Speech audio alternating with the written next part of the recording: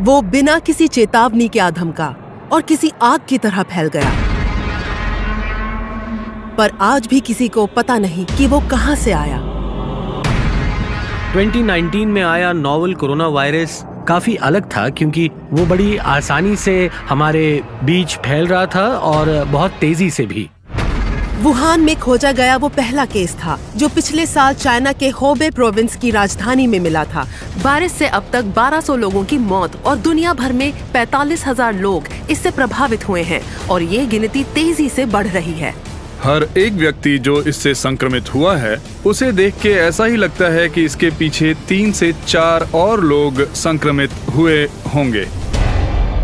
Chinese new year का पहला दिन काफी गड़बड़ी वाला था। दूर दूर से काफी लोग आए हुए थे और वो काफी परेशान थे। वुहान और आस पड़ोस के शहरों से सारी आवाजाही बंद कर दी गई है, वायरस को फैलने से रोकने की जोरदार कोशिश के तहत। कुछ 6 करोड़ निवासियों को बाहरी दुनिया से अलग कर दिया गया है। मैं बस रो रही थी क्योंकि मैं बहुत परेशान थी। महामारी जरूर बहुत बढ़ गई होगी, जिससे वुहान शहर को बंद कर दिया गया। ये नोवेल कोरोना वायरस असल में है क्या? क्या इस बेहद संक्रामक बीमारी को रोका जा सकता है?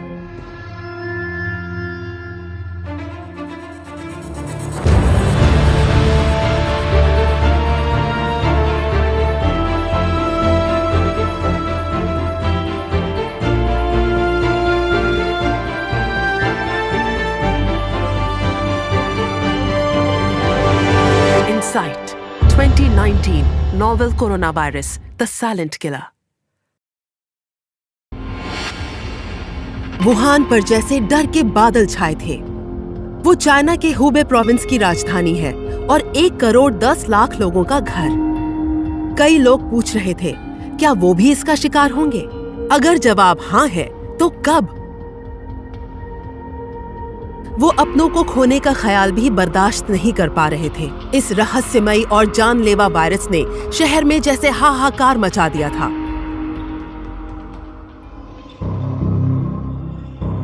कोरोना वायरस ने मात्र 2 महीने के भीतर 1200 लोगों की जानें ली हैं। इस बीमारी से हजारों लोग प्रभावित हो गए, बहुत तेजी से और काफी संख्या में। और यही बात इस भयानक महामारी के डर को बढ़ा देती है। 2019 का नोवेल कोरोना वायरस बिल्कुल अलग है। हमें सार्स को तो पता है, और सच कहें तो हमने सार्स को दुनिया भर में 6 से 9 महीनों में काबू कर लिया था, जो कि एक बहुत बड़ी उपलब्धि है। और अगर आप संख्या देखें तो कुछ 8,000 से 10,000 लोग प्रभावित हुए होंगे और उससे निपटने में कई महीने लग गए। पर अगर हम 2019 के नोवेल कोरोना वायरस की तरफ देखें तो हमें नजर आता है कि बहुत से आंकड़े जल्दी जल्दी सामने आ रहे हैं, वो भी बस 1 महीने में। ये सभी दिसंबर 2019 के सर्दी के मौसम में शुरू हुआ। सन्नाटा और मौत का माहौल सारे वुहान शहर को चपेट में लेने वाला था, जिसका कारण एक अनजान बीमारी थी, जिसके कारण कुछ मुट्ठी भर बीमार हुए थे, बुखार और खांसी जैसे लक्षणों के साथ। वुहान में शुरुआत बड़ी ही अजीब तरह की बीमारी से हुई और क्लिनिकल टॉप कंडीशंस के मुताबिक हम इसे अटिपिकल वायरल या अटिपिकल निमोनिया भी कहते हैं। हमारे पास जब कोई मरीज बुखार या खांसी, हाथ पैर में दर्द जैसे सामान्य लक्षण लेकर आता है तो वो लगभग फ्लू जैसी बीमारी लगती है।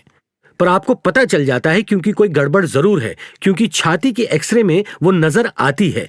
इन्फ्लुएंजा के लिए किए गए सारे परीक्षण या किसी और विषाणु के परीक्षण नेगेटिव आते हैं और फिर बहुत लोग इस बीमारी के शिकार होते हैं और देखा गया है कि सब में ये लक्षण दिखाई देते हैं। चाइनीज हेल्थ अथॉरिटीज को इस किस्म का पहला मरीज पिछले साल 8 दिसंबर को मिला था, जिसमें यही लक्षण मौजूद थे। संक्रमण के छोटे आंकड़े देखते ही देखते बड़ी संख्या में तब्दील हो गए। कहा जाता है शुरुआत में पाए गए 2 मरीज वुहान के फिश होलसेल मार्केट में काम करते थे।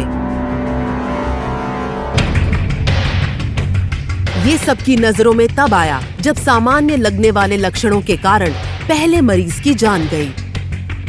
9 जनवरी 2020 को एक खतरनाक वायरस के कारण 61 वर्षीय बुजुर्ग की मौत हो गई, जो इस मार्केट में हमेशा खरीदारी के लिए आया करते थे। शुरुआती जांच से पता चला कि उनके पास जितने पेशेंट्स आए थे उनमें से ज्यादातर पेशेंट्स मार्केट के उस खास हिस्से की ओर इशारा कर रहे थे जहां वन्य जीवों का व्यापार चलता था। और फिर देखने पर यह भी लगता है कि जैसे ये दूसरे वन्य जीवों से निकलकर किसी और प्रजाति में फैला होगा, पर कौन सी ये नहीं पता, क्योंकि इन सभी जीवों को एक ही पिंजरे में रखा जाता है और फिर इन्हें अच्छा मौका मिल जाता है एक प्रजाति से दूसरी प्रजाति तक जाने का, और फिर वहां से निकलकर एक तरह से कहें तो जैसे जानवरों की प्रजातियों से इंसानों में आ जाते हैं।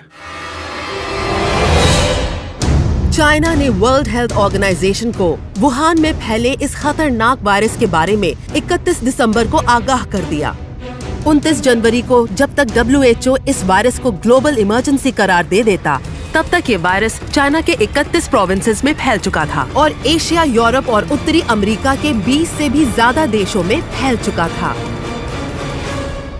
जब आपको इसके बारे में पता चलता है और इसे देखते हैं तो लगता है जैसे ये पहले हो चुका है। ये वाकई में बिल्कुल सार्स जैसा लगता है जो हमने सन 2003 में देखा था, जहां केसेस बढ़ते ही चले जा रहे थे और फिर अचानक केसेस का जैसे विस्फोट हो गया। हाल ही में हुआ नोवेल कोरोना वायरस विस्फोट 2002 के सार्स एपिडेमिक से काफी मिलता जुलता है। सालों पहले सार्स ने सारे इलाके को तबाह कर दिया था, 8000 लोगों को प्रभावित किया था और 774 लोगों की जानें गई थीं। जब उसे पहली बार खोजा गया, चाइनीज हेल्थ अथॉरिटीज ने उसके सार्स होने से साफ मना कर दिया, जो 2002 का सीवियर एक्यूट रेस्पिरेटरी सिंड्रोम था। इसके बाद की गई खोजबीन से पता चला कि ये महामारी कोरोना वायरस के कारण है, जिससे सार्स कोरोना वायरस की तुलना में 76% जेनेटिक समानताएं हैं। सिर्फ फर्क ये है कि सार्स की तुलना में ये कम जानलेवा है, पर बहुत तेजी से फैलता है। हर एक व्यक्ति जो इससे संक्रमित हुआ है, उसे देख के ऐसा ही लगता है कि इसके पीछे 3 से 4 और लोग संक्रमित हुए होंगे। तो अगर आपको 6000 लोग बीमार नजर आते हैं तो असलियत में कम से कम 20 से 30,000 लोग बीमार हो सकते हैं। ये बहुत ही सामान्य अनुमान है, क्योंकि ये आंकड़े इससे कई गुना ज्यादा भी हो सकते हैं।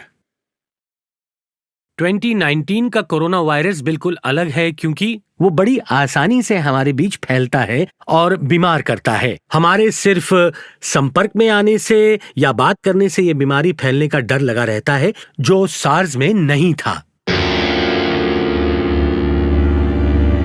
शुरुआती स्टडीज से ये पता चला है कि वायरस का इंक्यूबेशन पीरियड, यानी कि संक्रमण होने के समय से संकेत और लक्षण दिखने तक तकरीबन 5 से 7 दिन का वक्त लगता है। ऐसा लगता है कि मरीज दूसरों को इन्फेक्ट कर सकते हैं जब वो एसिम्प्टोमेटिक हों, मतलब जब उनमें बीमारी के कोई भी लक्षण दिखाई ना दे रहे हों। एसिम्प्टोमेटिक इन्फेक्शन और माइल्ड इन्फेक्शंस तो हम देख ही रहे थे। अब हम ऐसे लोग भी देख रहे थे जो इंक्यूबेशन पीरियड के दौरान भी बीमारी फैला सकते थे। सार्स के बारे में हालात कुछ अलग थे, जिसमें संक्रमण की गति कम नजर आती थी। Infectious disease specialist doctor Liang हो नाम इस खतरनाक वायरस से भली भांति वाकिफ हैं। वो भी तो कुछ समय पहले एक सार्स पेशेंट थे। इस वायरस से वो 2003 में बीमार हुए थे, जब वो एक महिला मरीज का इलाज कर रहे थे, जो हांगकांग से हवाई सफर करके सिंगापुर आई थी। सार्स के मरीजों से बीमारी का खतरा शुरुआती 7 दिनों के बाद सबसे ज्यादा होता है। दूसरे शब्दों में कहें तो अगर मैं बीमार हो जाता हूं और मैंने अपने आप पर पहले 7 दिनों में इलाज कर लिया, तो मैं इस बीमारी को फैलने से रोकने में कारगर साबित हो सकता हूं। पर 2019 में आया नोवेल कोरोना वायरस बिल्कुल अलग है। आप इसे सामान्य दिखने वाले लोगों में भी पा सकते हैं। और ये चाइना के मिनिस्टर ऑफ हेल्थ ने मान लिया था कि ये असिम्प्टोमेटिक व्यक्ति, जो व्यक्ति दिखने में सामान्य लगता है, वो भी दूसरों में ये बीमारी फैला सकता है और हमें 7 दिनों तक रुकने की भी आवश्यकता नहीं है। जब वे लक्षण दिखने लगेंगे, बीमारी दिखे इससे पहले से ही फैलने लगती है। इससे वायरस को बड़े पैमाने में फैलने का मौका मिल जाता है और इसी कारण हम लोग वायरस का इतने बड़े पैमाने पे फैलाव देख रहे हैं, जो वाकई बहुत चिंताजनक है। कोरोना वायरस कई प्रकार के प्राणियों की प्रजातियों में पाया जाता है, जैसे कैमल, कैटल, सिविट कैट्स और बैट्स। कभी कभी वायरस स्ट्रेन्स बदलते हैं और जानवरों से इंसानों में फैलने लगते हैं। ये तरीका 2002 में आए सार्स में देखा गया था। 2012 में मध्य पूर्व के रेस्पिरेटरी सिंड्रोम या मर्स में और अब 2019 में नोवेल कोरोना वायरस में। जैसे सोचा था वैसे ही बीमारी के फैलने का कारण सामने आया। उसके बाद वुहान का सी फूड मार्केट बंद कर दिया गया, जो कानूनी और गैर कानूनी व्यापार और अनोखे वन्य जीवों के सेवन का केंद्र था। पिंजरे कभी बदले नहीं जाते और गंदगी के कारण बीमारी फैलती है। ये खतरनाक वायरस के निर्माण की जगह बन जाती है, जो कि प्राणियों में फैलती है और दूसरे दिन मनुष्यों में, जो इन प्राणियों के ठीक संपर्क में आ जाते हैं। एक दिन सही बदलाव होगा जिससे मनुष्यों में रिसेप्टर सही बैठ जाएगा और इसके कारण एक मनुष्य में बीमारी फैलना शुरू हो जाएगी।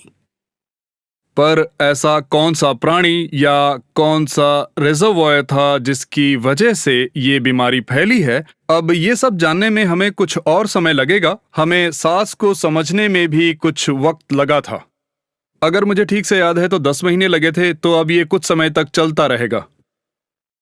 हालात बहुत जल्दी बदल रहे हैं। इस वक्त वायरस ताकतवर होते जा रहे हैं। बीमारों की संख्या और ज्यादा बढ़ने वाली है।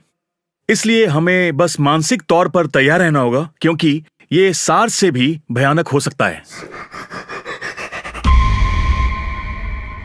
सामान्य लोगों की इस पर प्रतिक्रिया क्या है? डॉक्टर्स और नर्सेस इससे कैसे निपट रहे हैं? हमारी नर्सेस ने पूरे दिन कुछ भी खाया पिया नहीं था। मैं चिंता करती रही और जब मेरी आंख खुली और मैंने खबरें देखी कि वुहान को बंद कर दिया गया है, तब मैंने उसी समय अपनी माँ को फोन लगाया। जिस पल मैंने उनसे बात करनी शुरू की, तब से वो बस रो ही रही थी। उन्हें बहुत गहरा सदमा लगा था।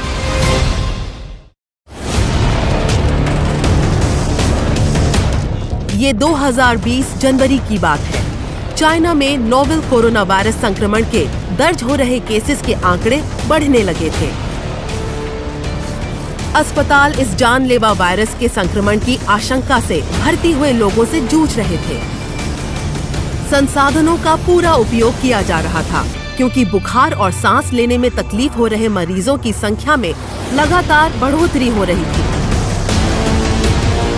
नर्स होने के नाते हम जिम्मेदारियों से भाग नहीं सकते। उस दिन हमने हमारी शिफ्ट पे कुछ भी खाया पिया नहीं था। पूरा दिन हम मरीजों की देखभाल कर रहे थे। सभी मेडिकल स्टाफ ने हमारी चाइनीज न्यू ईयर की छुट्टियां रद्द कर दी है और हम रोज काम में जुट गए हैं। मैं खुद दिन में 10 से 12 घंटे से भी ज्यादा काम कर रहा हूं, पर हम डॉक्टर्स के लिए ये कोई बड़ी बात नहीं है, क्योंकि हम लंबी शिफ्ट्स में काम करने के आदी हैं।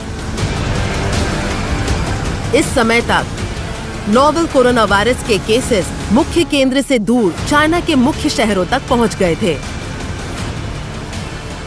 उत्तर में बीजिंग और दक्षिण में शेंचन।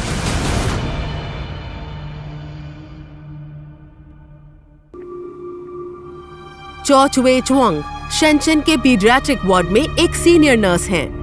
जब उन्हें पहली बार इस महामारी के बारे में चेतावनी मिली, तो उन्होंने जल्दी से अपना नाम इन्फेक्शियस डिजीजेस डिपार्टमेंट में वॉलंटियर बनने के लिए दर्ज कराया। जबकि वो संक्रमण की बीमारी से लड़ने के लिए ट्रेंड नहीं है, फिर भी उन्होंने ये जिम्मेदारी उठाई। उन्होंने मदद करना अपनी जिम्मेदारी समझी। उन लोगों को जो अस्पताल में इलाज करवाने आ रहे लोगों की तादाद से उलझ रहे थे। क्योंकि उस दिन फीवर क्लिनिक में सिर्फ 3 ही नर्सेस थी, तो उन्हें अस्पताल की बाकी नर्सेस के सहयोग की बहुत ज्यादा जरूरत थी। जब उन्हें इस महामारी की जानकारी मिली, तब चाइनीज न्यू ईयर की छुट्टियां शुरू होने में कुछ ही दिन बचे थे। कई अस्पताल के कर्मचारी छुट्टी पर चले गए थे। इसी कारण मेडिकल स्टाफ कम पड़ रहा था और बस कुछ ही समय में ये गड़बड़ी उभर कर सामने आने लगी, जब हालात बद से बदतर होते जा रहे थे।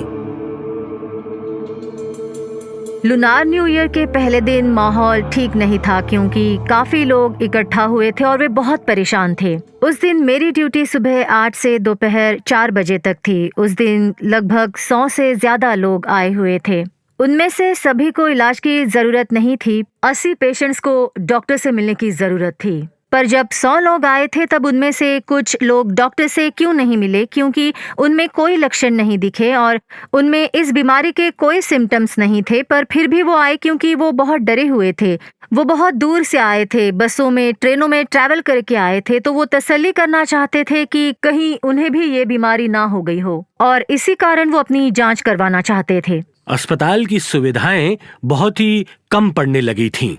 हमने चाइना और अस्पतालों में क्या चल रहा है इस बारे में कई वीडियो सोशल मीडिया पर डाल दिए हैं, और आरोग्य कर्मी होने के नाते मैं चाइना के आरोग्य कर्मियों के लिए प्रार्थना करता हूं, क्योंकि वे मुश्किल परिस्थितियों से गुजर रहे थे और उनके चेहरे पर थकावट साफ नजर आती है। मैं इन्हें अगले दिन और काम करने के लिए बिल्कुल नहीं कह सकता। चो को कुछ भावुक परिस्थितियों का भी सामना करना पड़ा, जब एक स्थिति में उसे एक बच्चे को, जिसे वायरस हुआ था, उसके माता पिता से अलग करना पड़ा। उसे ये कठोर कदम उठाना पड़ा उनकी सुरक्षा के लिए।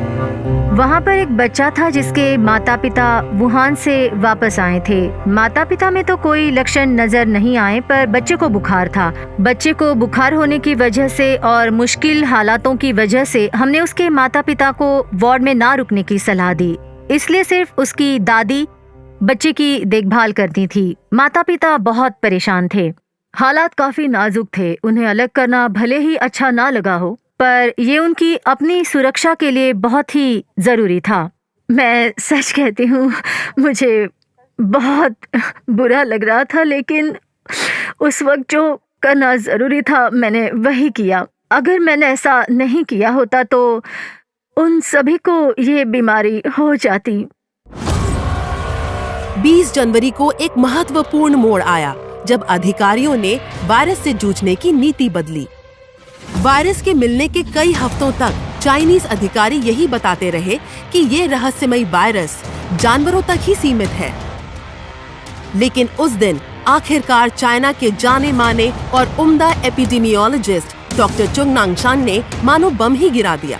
टीवी पर दिए गए इंटरव्यू में उन्होंने इंसानों से इंसानों में इस जानलेवा वायरस के फैलने के केसेस मिलने का खुलासा किया। इससे चाइना में इस महामारी से जूझने का तरीका ही बदल गया। एक कठोर कार्यवाही के तहत चाइना ने वुहान शहर को, जिसकी आबादी 1 करोड़ 10 लाख है, नजर कैद कर दिया। शहर की तरफ जाने वाले सभी रास्ते सील कर दिए गए और पब्लिक ट्रांसपोर्टेशन बंद कर दिया गया। इसी तरह हुबे प्रोविंस को भी सील कर दिया गया, जिसमें कुछ 6 करोड़ लोग रहते हैं। चाइनीज गवर्नमेंट ने इस इलाके में लोगों का आना जाना पूरी तरह से रोक दिया है। चाइना के अंदर और बाहर के इलाकों में भी आने जाने पर रोक लगा दी गई है, ताकि लोगों पर सही नियंत्रण रहे। और उन्होंने चाइनीज न्यू ईयर की छुट्टियां भी बढ़ा दी है। ऐसी परिस्थितियों में जहां महामारी फैली हो, वहां डर और अफवाहों के फैलने से और ज्यादा मुश्किलें बढ़ सकती हैं। इसलिए वक्त रहते जरूरी जानकारी देना सही साबित होता है। मुझे लगता है ये सही कदम था, और ये सिर्फ चाइना में ही किया जा सकता है। फिर भी कई वुहान के लोग अपने परिवार के उन लोगों के भविष्य के लिए चिंतित हैं जो शहर में कैद पड़े हैं। 22 साल की लू वुयन इन्हीं में से एक है। वो पिछले 1 साल से बीजिंग में काम कर रही थी और अपने घर वुहान लौटकर चाइनीज न्यू ईयर अपने परिवार के साथ मनाने की राह देख रही थी। पर घर वापसी का ये लंबा इंतजार इस खबर के आने पर टूट सा गया, जब इंसान से इंसान में वायरस के फैलने की बात सामने आई। जब उसकी माँ ने फोन करके उसे वुहान आने से मना किया, तो उसका दिल टूट गया। नए साल पर घर जाने का वो बेसब्री से इंतजार कर रही थी, खासकर अपने परिवारजनों से 1 साल से दूर रहने के बाद। ये सब डॉक्टर जोंग नानशान के इंटरव्यू के बाद हुआ, जिसमें उन्होंने बताया कि इंसानों से इंसानों में बीमारी फैल सकती है। इसके बाद मुझे माँ का फोन आया और वो पल मैं कभी नहीं भूल सकती। उन्होंने मुझे लौटने से मना कर दिया और आखिरकार मैंने बीजिंग में ही रहने का फैसला किया। मुझे 29 जनवरी तक वुहान लौट जाना चाहिए था, पर उन्हें लगा इसमें बहुत बड़ा खतरा है। साथ ही मेरी तबीयत भी थोड़ी ठीक नहीं थी, इसलिए मैंने सोचा कि बीजिंग में रहना सुरक्षित होगा। पहले मैं बीजिंग में रहना नहीं चाहती थी, मैं घर लौटना चाहती थी, पर मेरे परिवार ने सलाह दी कि बीजिंग में रहना ही ज्यादा सुरक्षित होगा, इसलिए मैं यहाँ से लौट कर नहीं गई, मैं यहीं रुक गई। उसने नया साल बीजिंग में अकेले मनाया, पर इससे उसके मन को सुकून नहीं मिला, क्योंकि वो अपने माता पिता की सुरक्षा के बारे में ही सोचती रही। कम से कम दिन में 2 वीडियो चैट होते थे, दोपहर को और रात को खाने के समय पर, ये जानने के लिए कि वो क्या खा रहे हैं और क्या कर रहे हैं। ये जानने के लिए कि वो कहीं बाहर तो नहीं गए। उन्हें बाहर बिल्कुल नहीं जाना चाहिए। सुबह 4 बजे मेरी आंख खुली एक बुरे सपने से, क्योंकि मेरी मानसिक अवस्था ठीक नहीं थी। मैं चिंता करती रहती और जब मैं तकरीबन 4 बजे उठी, मैंने शहर बंद करने की खबर सुनी। मैंने तुरंत माँ को फोन लगाया। मुझे वो फोन कॉल याद है। जैसे ही मैंने आंखें खोली, मैं बस रो ही रही थी। मैं रो रही थी क्योंकि मुझे उनकी बहुत ज्यादा फिक्र हो रही थी। महामारी ने जरूर भयंकर रूप ले लिया होगा, तभी पूरा शहर बंद कर दिया गया है। उस वक्त मैंने मेरी माँ से पूछा, अब आगे क्या? क्या उनकी ज़रूरत का सामान उनके पास है? मैंने इंटरनेट पर देखा तो लोग कह रहे थे कि जल्दी से हवाई जहाज से शहर से निकलो।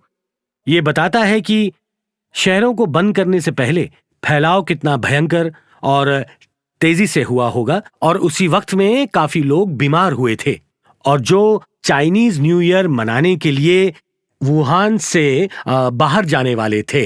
साथ ही साथ इसी बीच फैलाव और भी तेजी से होने लगा। इसलिए चाइनीज गवर्नमेंट ने जो भी किया वो बिल्कुल सही था, और मेरे हिसाब से यही होना चाहिए था। ये बहुत बेरहम और कल्पना से परे लगता है, पर जो किया वही सही था। जब 2002 में सार्स फैल गया था, तब पूरी दुनिया इससे अनजान थी कि ये वायरस कितना जानलेवा है और कितनी तेजी से फैल सकता है। आज 2019 के नोवेल कोरोना वायरस का तेजी से फैलना भी खतरे की घंटी है। वर्ल्ड हेल्थ ऑर्गेनाइजेशन ने वुहान में रहस्यमय वायरस फैल जाने के बारे में 31 दिसंबर 2019 के कुछ ही दिनों बाद चेतावनी दे दी। इसके बाद सभी देशों ने इस वायरस को रोकने के लिए सुरक्षा कड़ी कर दी। सिंगापुर में उदाहरण के तौर पर वुहान से आने वाले यात्रियों पर नजर रखने के लिए एयरपोर्ट्स पर थर्मल स्क्रीनिंग्स लगा दी गई। इस घटना के बाद चाइनीज और फॉरेनर्स जो अभी चाइना घूम के आए थे, उन पर रोक लगा दी गई। आज लगभग हर खंड के देशों ने इसी तरह के कदम उठाते हुए उनकी सीमाएं चाइना से आने वाले यात्रियों के लिए बंद कर दी हैं, क्योंकि चाइना के बाहर भी ये बीमारी तेजी से बढ़ रही थी। नोवेल कोरोना वायरस के 45,000 से भी ज्यादा कंफर्म्ड केसेस लगभग 25 अलग-अलग देशों में और प्रदेशों में पाए गए हैं। वैसे तो कई मुश्किलें हैं, पर सबसे बड़ी मुश्किल ये है दुनिया भर में हो रही यात्रा। क्योंकि पता है, अगर आप ये कहेंगे कि लोगों को चाइना से आने ना दिया जाए, तो फिर भी चाइना के बाहर भी इस बीमारी के शिकार हो चुके लोग हैं, और ये लोग अब भी सभी जगह घूम रहे हैं। और इसीलिए खतरा अब भी बना है। जहां बहुत से सामान्य दिखने वाले लोग दुनिया भर में हैं, वहां खतरा दिखाई नहीं देता और उनसे बीमारी की संभावनाएं बनी हुई हैं। अब ये कितना संक्रामक है और फैल सकता है, ये हमें नहीं पता है। सार्स की यादें एशिया के 2 शहरों पर अपना दुख भरा साया छोड़ गई हैं, हांगकांग और सिंगापुर। इन दोनों ने ही मेनलैंड चाइना के बाहर इस बीमारी की सबसे ज्यादा मार झेली है। हांगकांग में 299 जानें गईं और सिंगापुर में 33। पर इस दुख भरे अनुभव ने हम लोगों को ऐसे खतरनाक वायरस से निपटने के लिए और सक्षम बना दिया। हांगकांग वासी कमाल के थे। हांगकांग की नर्स प्रशासकों को पता था कि क्या करना चाहिए। वे हिचकिचाए नहीं, उन्होंने स्कूल्स को बंद किया और हर जगह इमरजेंसी डिक्लेयर कर दी। सिंगापुर में, जहां मुझे ऐसी बीमारियों के बारे में तुरंत पता चल जाता है, हमारे यहाँ हर साल सार्स जैसे वायरस के खिलाफ लड़ने के लिए एनुअल ड्रिल्स होती हैं। हम यहाँ इसकी तैयारी पिछले 16 साल से करते आ रहे हैं और मैं ये कहूँगा कि हम 2019 के नोवेल कोरोना वायरस के लिए तैयार हैं। आप देख सकेंगे कि किताबें और कई सारे प्रोटोकॉल्स लिखे हुए हैं। क्या करें अगर ऐसा हुआ तो, क्या करें अगर आप नहीं हो तो, इलाकों की पहचान कैसी की जाए, लोगों को आराम करने के लिए कहाँ रखा जाए, हमें अतिरिक्त कर्मचारी कहाँ से मिल पाएंगे, स्कूलों का क्या होगा जब वो बंद हो जाएंगे, क्या होगा जब कोई काम नहीं करेगा, काम के लिए ज्यादा लोग कहाँ से आ पाएंगे। इन सारे सवालों के जवाब बीमारी फैलने से पहले ही तैयार रखे हैं। डॉक्टर यू चीजियन यूनियन हॉस्पिटल शेंजन के इन्फेक्शियस डिजीजेस डिपार्टमेंट में चीफ फिजिशियन हैं। जब उन्होंने इस रहस्यमय वायरस के बारे में पहली बार सुना तो वो हैरान हो गए। मेरे सहयोगी और मैं ऑफिस में थे और हमने वीचैट पर इस बीमारी के बारे में पढ़ा। हमें पहले आश्चर्य हुआ और उस समय मुझे लगा कि ये कोई मामूली सी बीमारी होगी। हमें लगा नहीं था कि ये इस कदर फैल जाएगी। हम वाकई में इस बीमारी को लेकर बहुत हैरान हो गए। तब उन्होंने अस्पताल में इमरजेंसी रिस्पांस टीम बनाई और दूसरे विभागों से सहयोगियों को बतौर वॉलंटियर नियुक्त कर दिया। हाँ, मैं रिस्पांस टीम का सदस्य हूँ। मैं ऑर्गेनाइजर भी हूँ। इस बीमारी से निपटने के लिए सिर्फ छोटे छोटे क्लिनिक्स काफी नहीं रहेंगे जो सिर्फ बुखार का इलाज करते हैं और छोटी मोटी बीमारियों को देखते हैं। हमें बड़े बड़े हॉस्पिटल्स चाहिए। डॉक्टर यू द्वारा एक और इनोवेटिव स्ट्रैटेजी बनाई गई और वो थी टेलीमेडिसिन यूनिट का निर्माण। इसके पीछे कल्पना ये थी कि उन लोगों को महत्वपूर्ण जानकारी देना जो ये समझ नहीं पा रहे थे कि वो बीमार हैं या नहीं। साथ ही साथ अस्पताल के कर्मचारियों का बोझ भी हल्का हो सकता था। हमने जरूरत को देखते हुए एक ऑनलाइन इंफॉर्मेशन प्लेटफॉर्म शुरू कर दिया है। ऑनलाइन सर्विस के तहत हम हमारे मरीजों की बेहतर देखभाल कर पाएंगे। कल के एक दिन में ही 1600 लोगों ने हमसे बातचीत की। ये नया ऑनलाइन प्लेटफॉर्म मरीजों के लिए बेहतर साबित हो रहा है और इससे लोगों के मन में कोरोना वायरस के बारे में जो भी आशंकाएं हैं उसे दूर करने में मदद मिल रही है। क्योंकि कोरोना वायरस संक्रमण के बाद बहुत सारे मरीज अस्पताल में चले आए थे। उनकी जांच कर रहे डॉक्टरों पर भी खामखा दबाव बहुत बढ़ रहा था। मरीजों की संख्या भी बढ़ती जा रही थी और इसी वजह से डॉक्टर भी काफ़ी प्रेशर में थे। इसी हालत को देखकर हमने जल्द से जल्द इस बीमारी के बारे में जानकारी देने के लिए इस प्लेटफॉर्म का निर्माण किया। क्योंकि ये तरीका सुविधाजनक था, हम इंटरनेट से या अपने मोबाइल फ़ोन से भी जवाब दे सकते थे, जिससे हम हमारे फ़ोन से कभी भी कहीं भी जवाब दे सकते थे, तब भी जब हमारी छुट्टी हो गई हो या हम खाना खाने गए हो। शाम को हम जब 6 बजे काम से निकल जाते हैं तब हम घर पर जाकर भी मोबाइल फ़ोन से सवालों के जवाब दे सकते हैं। सच कहें तो आजकल हम रात को 9 से 10 बजे तक काम कर रहे हैं। ऑफिशियल कंसल्टेशन 10 बजे बंद हो जाता है, पर अगर हम फ्री हैं तो हम 10 बजे के बाद आधी रात तक भी जवाब देते रहते हैं ताकि लोगों को ज़्यादा परेशानी का सामना ना करना पड़े। चो चुए चोंग को असिस्टेंट होने पर गर्व है। इस पीडियाट्रिक नर्स ने वॉलंटियर बन के इमरजेंसी ट्रेनिंग ली ताकि वो उन मरीजों की देखभाल कर सके जो इस न्यूमोनिया जैसे वायरस से पीड़ित हैं।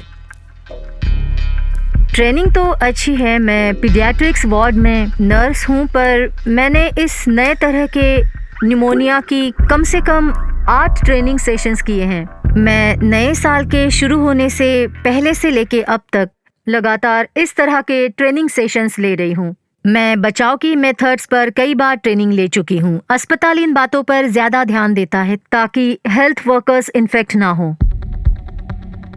चाइना के जल्द इलाज कराने और रोकथाम के लिए हो रहे लगातार प्रयासों में शामिल है वुहान में बन रहे 2 नए अस्पताल। वो सिर्फ 2 हफ्तों में बनकर तैयार हुए। अधिकारियों ने हजारों कंस्ट्रक्शन वर्कर्स को चाइनीज न्यू ईयर की छुट्टी पर से वापस बुला लिया। तनख्वाह दुगनी और तिगनी कर दी गई और वो बिना घड़ी देखे 2 अस्पताल बनाने का काम करने लगे, जिसमें 2500 बेड की व्यवस्था थी। फिर भी कई चुनौतियां थीं। इन सारे रोकथाम के लिए किए जा रहे कामों के पीछे एक सोच थी जिसे डॉक्टर्स पिरामिड कहते हैं। पिरामिड की नोक पर वो व्यक्ति होता है जिसे हम सिम्टोमेटिक कहते हैं, और फिर पिरामिड के निचले हिस्से में वो लोग होते हैं जिन्हें हम यूं कहिए लेस सिम्टोमेटिक कहते हैं, और फिर आपके पास ये बहुत बड़ा हिस्सा पिरामिड के तल में एसिम्टोमेटिक का होता है।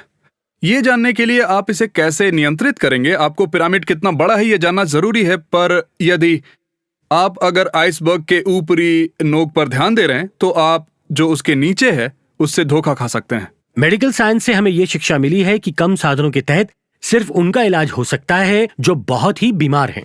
जो बहुत ही बीमार हैं और अस्पतालों में भर्ती हो गए हैं वो असल में पिरामिड के नोक पर हैं, और हम फिलहाल यही 10-20% पेशेंट्स को देख रहे हैं, और बाकी के 80% को हम देख भी नहीं रहे, इलाज नहीं कर रहे, हम उन्हें अलग नहीं रख रहे, उल्टा हम उन्हें वापस भीड़ में भेज रहे हैं जहां वो औरों को फिर से संक्रमित कर सकते हैं, जो बहुत ही चिंताजनक है। जो हम देख नहीं पा रहे हैं ऐसा पिरामिड का एक बड़ा हिस्सा हो सकता है जो आसानी से दिख रहे हिस्से से 40 गुना बड़ा हो सकता है। ये सभी वायरस फैलाने वाली चलती फिरती दुकान है।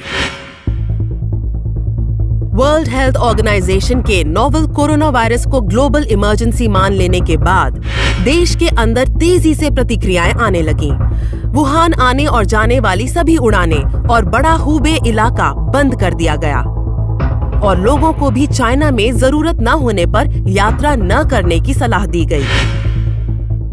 Indonesia, Philippines, Japan, south Korea, New Zealand, France, Turkey और यूएस जैसे देशों में अपने अपने नागरिकों को वुहान से वापस लाने की होड़ मच गई, क्योंकि चाइना इस बीमारी को काबू में लाने के लिए संघर्ष करता नजर आ रहा था। क्या चाइना को इस बीमारी के लिए दोषी ठहराना सही होगा? 2003 के सार्स महामारी के दौरान भी सरकारों को 4 महीने लग गए दुनिया को इस संकट के भयानक रूप के बारे में बताने के लिए। बाद में उन पर जानकारी रोकने और छिपाने के आरोप भी लगे। अभी आए संक्रमण में भी सरकारों को ये जानकारी देने में लगभग 1 महीना लगा, जबकि पहला केस 8 दिसंबर 2019 में ही दर्ज हुआ था। 12 जनवरी तक चाइनीज साइंटिस्ट्स ने इस वायरस को नोवेल कोरोना वायरस का नाम दे दिया था, जो सार्स जैसा लगता है। तब से सरकार की तरफ से इसके नियंत्रण और इसे फैलने से रोकने के उपाय किए जा रहे हैं। चाइनीज सरकार ने अंदरूनी आवाजाही पर रोक लगा दी। चाइना के अंदर और बाहर जाना बिल्कुल नामुमकिन है, और इस वजह से लोगों की भीड़ पर काबू पा लिया गया है, जिससे कम से कम बीमारी फैलेगी नहीं। और साथ ही साथ चाइनीज सरकार ने न्यू ईयर की छुट्टियों का समय भी बढ़ा दिया है, और इन सब चीजों की वजह से थोड़ी सी आशाएं बढ़ गई हैं। कुछ अच्छी घटनाएं हैं जहां चाइनीज गवर्नमेंट ने कुछ ठोस उपाय निकाले हैं।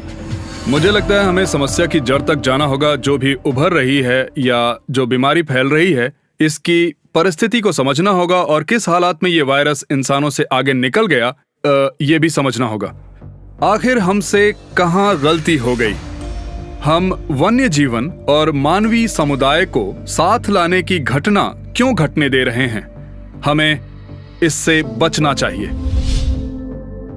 और जिस तेजी से नोवेल कोरोना वायरस फैल रहा है, वैसे वैसे डर बढ़ रहा है कि जानलेवा पैथोजेंस या वायरसेस बदलेंगे और फैलेंगे, और ज्यादा जाने लेने के लिए।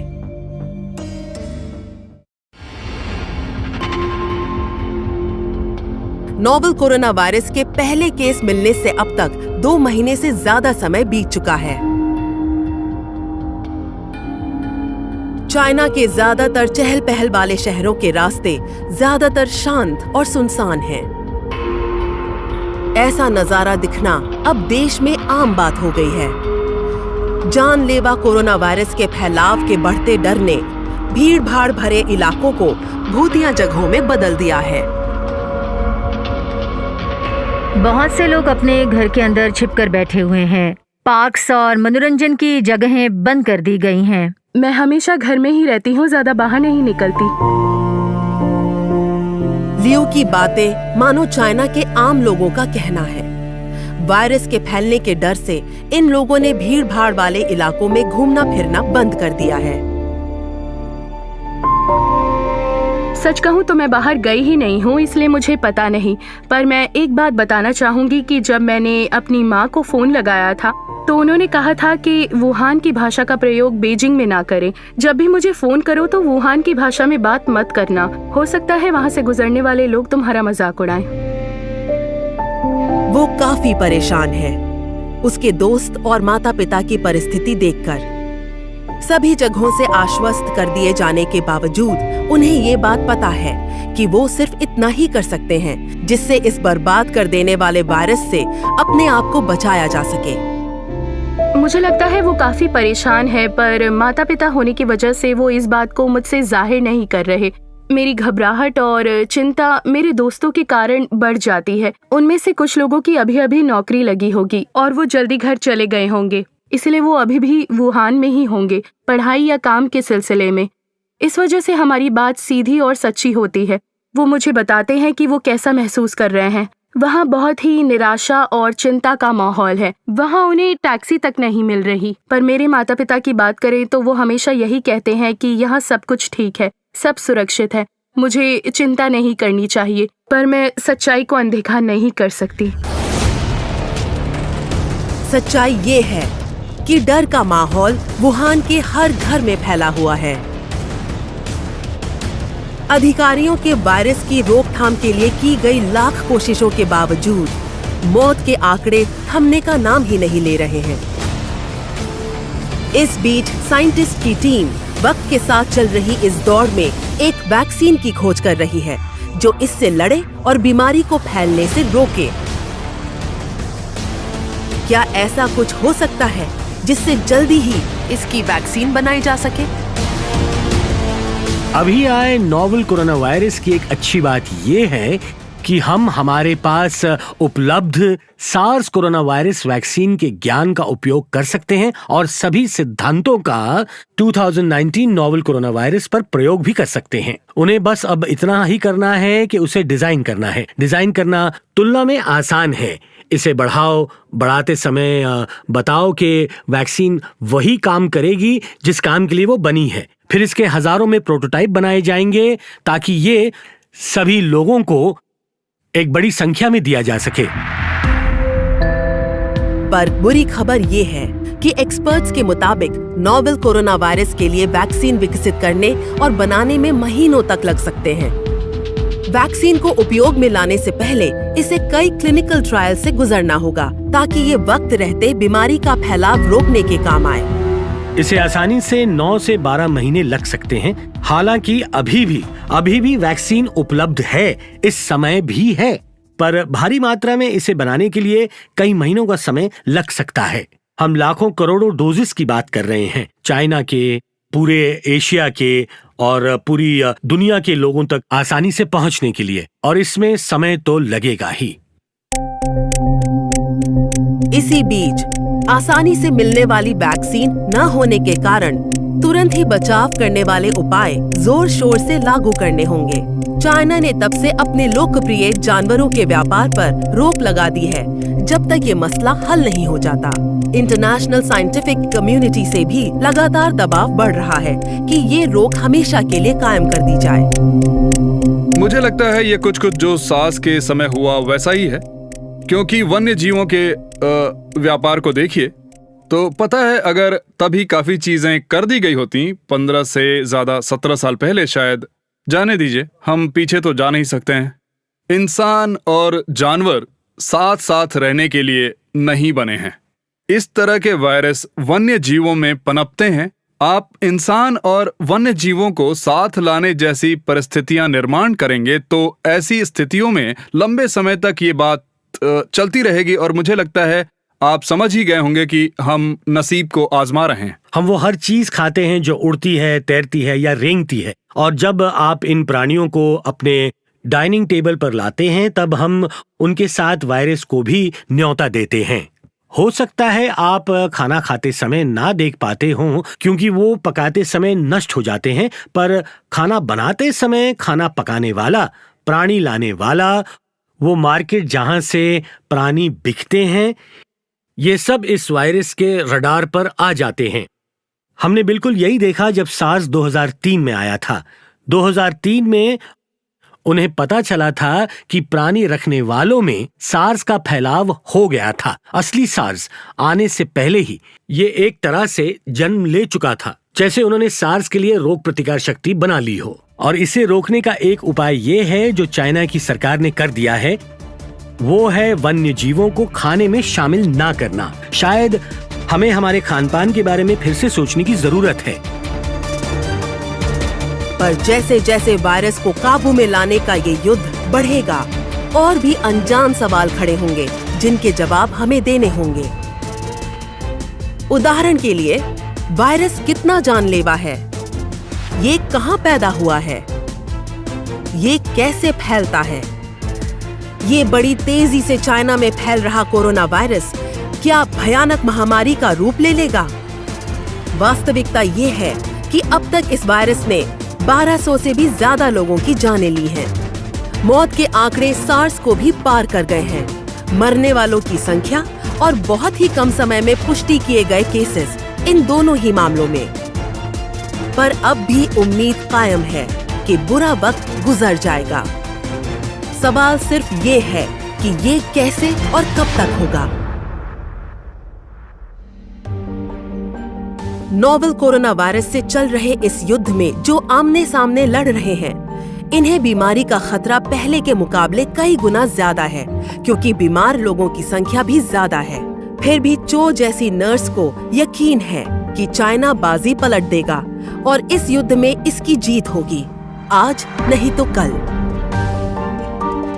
मुझे यकीन है क्योंकि रोकथाम के पूरे इंतजाम कर दिए गए हैं। फिलहाल हर कोई पब्लिक प्लेस पर जाते वक्त मास्क पहन रहा है, जिसमें अंडरग्राउंड, पब्लिक ट्रांसपोर्ट, सुपरमार्केट्स और कम्युनिटीज शामिल हैं।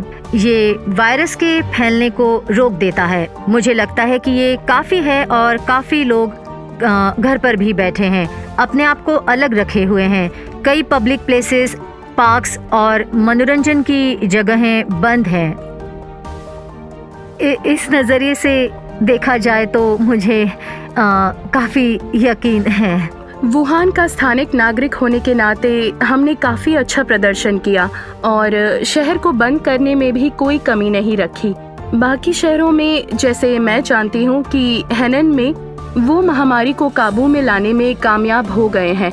इसलिए मुझे लगता है कि सरकार ने रोकथाम के अच्छे उपाय किए हैं। मुझे पूरा भरोसा है और यकीन है कि ये लड़ाई हम हर हाल में जीत कर रहेंगे। आगे चलकर जब हालात ठीक हो जाएंगे, तब काफी विचार करना होगा। ऐसा लगता है कि जब तक इंसान जानवरों के करीब आते रहेंगे, तब तक भविष्य में ऐसी बीमारी के फैलने के आसार बनते रहेंगे।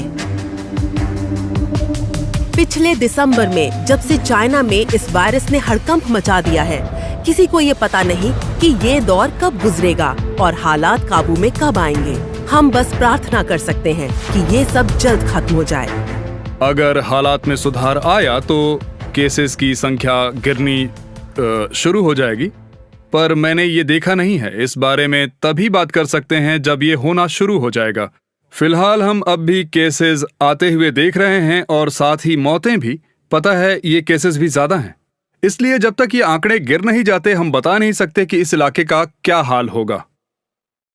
ये सब कुछ समय तक चलता रहेगा। हम गिरेंगे, उठेंगे, फिर से चल पड़ेंगे और इस दरमियान हमारे कुछ योद्धा, रिश्तेदार और करीबी लोगों को खो देंगे। पर दुनिया और भी ताकतवर बनकर खड़ी होगी, दुनिया और भी बेहतर बनेगी। हम उन लोगों को याद करेंगे जो ये लड़ाई हार गए, और उनकी याद में हम ये परिस्थितियां फिर से दोहराने नहीं देंगे।